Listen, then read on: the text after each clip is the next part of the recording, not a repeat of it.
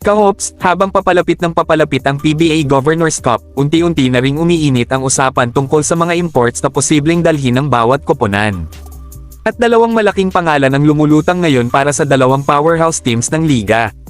Isang dating NBA player na pamilyar na sa PBA, at isang batang scoring machine na may matinding credential sa iba't ibang liga sa mundo. Ang tanong, sino kaya ang mas malaking magiging impact sa kanilang koponan? Alamin natin. Habang wala pang opisyal na anunsyo ang San Miguel Beermen, isa sa mga pangalan na pinag-uusapan bilang posibleng import nila ay si Jalen Jones. Si Jalen Jones ay 33 anyos na dating NBA player. Bagamat hindi siya na-draft noong 2016 NBA draft, nagawa pa rin niyang makapasok sa pinakamalaking basketball league sa mundo.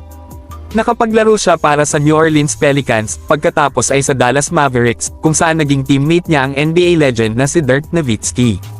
Naging bahagi rin siya ng Cleveland Cavaliers noong panahon ni LeBron James. Matapos ang kanyang NBA journey, naglaro siya sa iba't ibang professional leagues sa Europe at Asia, dahilan upang mas lumawak pa ang kanyang karanasan bilang isang import. Pero mas mahalaga para sa San Miguel, hindi na bago si Jalen Jones sa PBA. Noong 2024, nagsilbi siyang import ng Converge at agad nagpakita ng kalidad matapos mag-average ng mahigit 32 puntos at 12 rebounds kada laro. Ipinakita niya noon ang kanyang kakayahang umiscore mula sa labas, umatake papasok, at gumawa ng tamang desisyon para sa kanyang mga kakampi.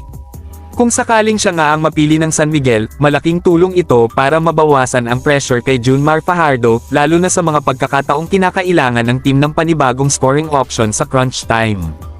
Bukod sa scoring, mayroon din siyang versatility na bagay sa sistema ng Beermen, kasama ang kanilang mga bagong pyesa at mga veteranong manlalaro. Samantala, sa panig naman ng Magnolia Hotshots, isa rin sa mga pangalan na pinag-aaralan bilang posibleng import ay si Kenneth Lofton Jr. Kung experience ang puhunan ni Jalen Jones, kabaligtaran naman ito kay Lofton dahil mas bata pa siya at nasa edad na 23 taong gulang. Sa kabila ng kanyang murang edad, napakahaba na rin ng kanyang basketball resume. Bagamat hindi rin siya na-draft sa NBA, nakapaglaro siya para sa Memphis Grizzlies, at nagkaroon din ng pagkakataong makasama sa mga roster ng Philadelphia 76ers, Utah Jazz, Chicago Bulls, at maging sa Boston Celtics organization. Mas lalong nakatawag pansin si Lofton dahil sa kanyang dominanteng performance sa ibang professional leagues. Sa kanyang huling koponan sa China, nagpakita siya ng matinding offensive production at naging isa sa mga pinaka-epektibong import sa liga. Nakakuha pa siya ng mga individual awards kabilang ang pagiging international MVP at bahagi ng championship winning teams. Ang maganda kay Lofton, hindi lamang siya scorer. May kakayahan siyang mag-rebound, magpasa, maglaro sa low post, at kahit ang depensa ay kaya niyang ibigay kapag kinakailangan. Ito mismo ang klase ng all-around player na matagal nang hinahanap ng Magnolia. Alam naman natin na sa nakaraang conferences, ilang imports ang kanilang sinubukan bago tuluyang makahanap ng akmang pyesa. Kaya ngayon, mukhang mas maingat silang pumipili para masigurong tama ang kanilang magiging desisyon. Pero may isang malaking tanong. Kung sakaling seryoso nga ang Magnolia kay Kenneth Lofton Jr., kakayanin kaya nila ang magiging presyo nito?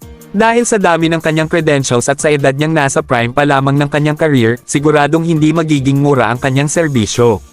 Sa ngayon, wala pa tayong opisyal na kumpirmasyon mula sa San Miguel at Magnolia. Pero kung sina Jalen Jones at Kenneth Lofton Jr.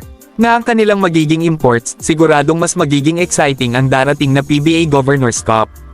Kahops, para sa inyo, sino ang mas magandang kunin?